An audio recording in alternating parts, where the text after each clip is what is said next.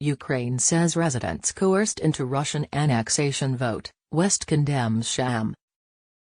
Russia began referendums on Friday aimed at annexing 4 occupied regions of Ukraine, raising the stakes of the 7-month-old war in what Kyiv called a coercive sham that saw residents threatened with punishment if they did not vote.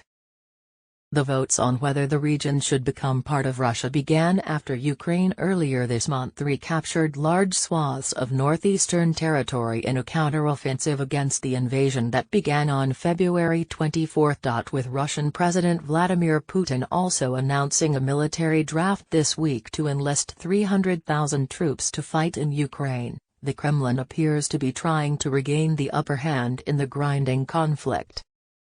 And by incorporating the 4 areas into Russia, Moscow could portray attacks to retake them as an attack on Russia itself, a warning to Kyiv and Western supporters. Putin on Wednesday said Russia would use all the means at our disposal to protect itself, an allusion to nuclear weapons. The war has already killed tens of thousands of people, uprooted millions and pummeled the global economy.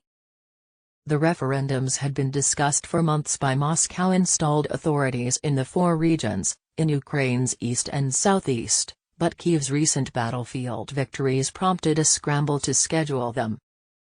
Voting in the provinces of Luhansk, Donetsk, Kherson and Zaporizhia, representing about 15% of Ukrainian territory, is due to run from Friday to Tuesday.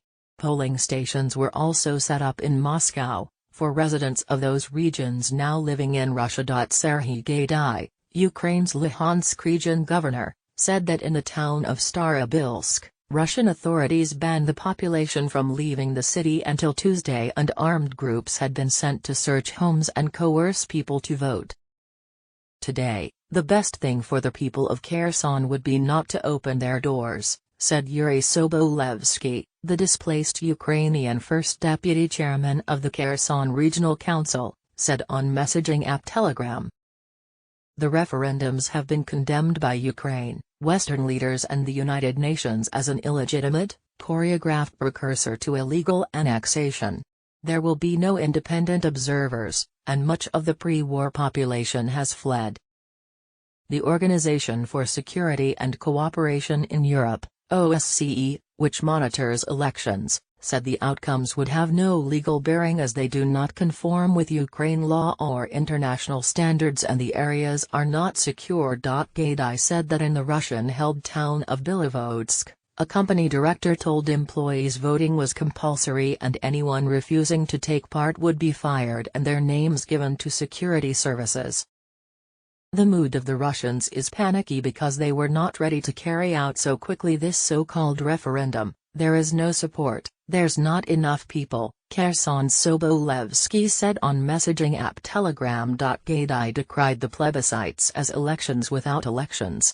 He said people were being forced to fill out. The mood of the Russians is panicky because they were not ready to carry out so quickly this so-called referendum. There is no support, there's not enough people, without privacy in kitchens and residential yards, with towns sealed off so people could not leave to avoid voting.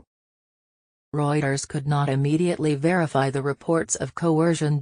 Moscow maintains that the referendums offer an opportunity for people in the region to express their view.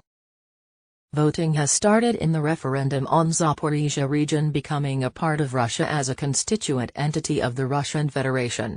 "We are coming home," said Vladimir Rogov, an official in the region's Russian-installed administration. That administration said 2 cars with Ukrainian saboteurs had entered the area and were being dealt with, Russia's TASS news agency reported. Reuters was unable to verify the report.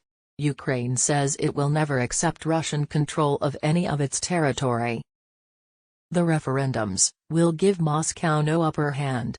It's all nonsense, bluff and political manipulation to frighten us and the Western countries with their nuclear stuff, Oleksandr Yaroshenko, 65, a resident in the capital Kyiv, told Reuters.